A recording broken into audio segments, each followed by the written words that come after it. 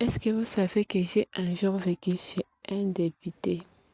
D'abord, il faut savoir qu'un député ici, chez nous au Congo, c'est quelqu'un qui a beaucoup d'argent. Beaucoup d'argent. Et moi, j'ai vécu chez un député. Tout ça, c'était à cause de l'abbé.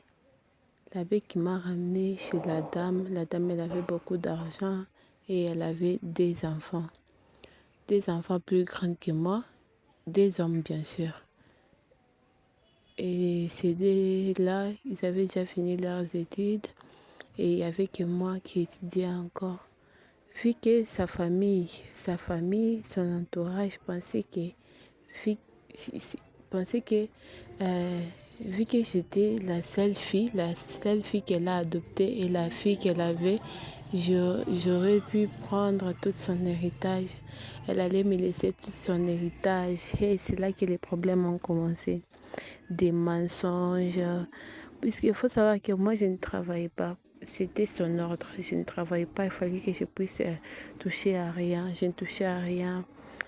Je partais à l'école à 7 heures et je rentrais à 18 heures. Et si je rentre à 18 heures, je ne faisais que manger, lire le temps qui me restait et puis aller dormir. Puisque je ne touchais à rien. Et les matins, c'était la même chose. J'étais pas habituée à voir toutes ces personnes qui étaient autour de moi. Je parlais pas avec eux. C'était juste bonjour puisqu'on ne se connaissait pas. C'était des travailleurs. En plus, je dormais ici à la maison.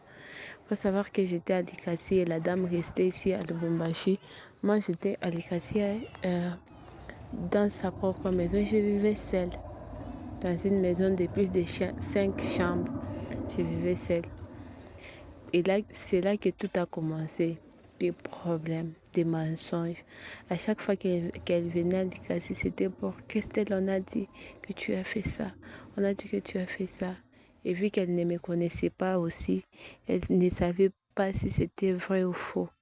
Si c'était ce que j'avais fait ou c'était faux. Un jour, c'était devenu de trop.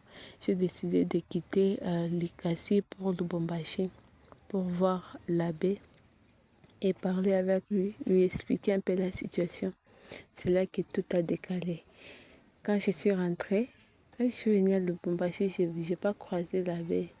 Et quand je suis retournée à Likasi, c'était déjà tard, vers 20 heures, et le portail était déjà fermé. Et la dame savait déjà que je n'étais pas à la maison, j'étais à Lubumbashi. C'est là qu'une dame, je ne sais pas sa cousine, elle est venue me chercher pour me dire, maman a dit que tu ne vas pas dormir aujourd'hui ici. Tu dois aller dormir là-bas chez moi. Quand nous sommes bien arrivés chez elle, elle a commencé avec des questions. Qu'est-ce que tu étais parti faire à Lubumbashi? Je lui ai dit, j'avais besoin de parler à l'abbé Gilles. Et elle m'a dit, tu es fatiguée, hein? Je lui ai dit, fatiguée de quoi? Tu es fatiguée de rester chez maman Lily, hein? Beaucoup de problèmes. Dis-moi, confie-toi à moi. C'était ça l'erreur. J'ai dit à la dame, oui, trop de mensonges, beaucoup de problèmes que moi-même je ne connais pas. Tout ça, ça me fatigue. Et directement là, elle a appelé maman Lily pour la dire. La fille, elle a dit qu'elle est fatiguée de rester chez toi. C'est là que tout a changé. Je me suis retrouvée à l'internat où je devais finir, puisque j'étais en 6e, il ne me restait que 2 mois pour finir mes études. Je me suis retrouvée à l'internat et c'est là que j'ai fini mes études. L'internat n'était pas aussi facile. Bon, dans la prochaine vidéo, je vous explique mes 2 mois passés à l'internat.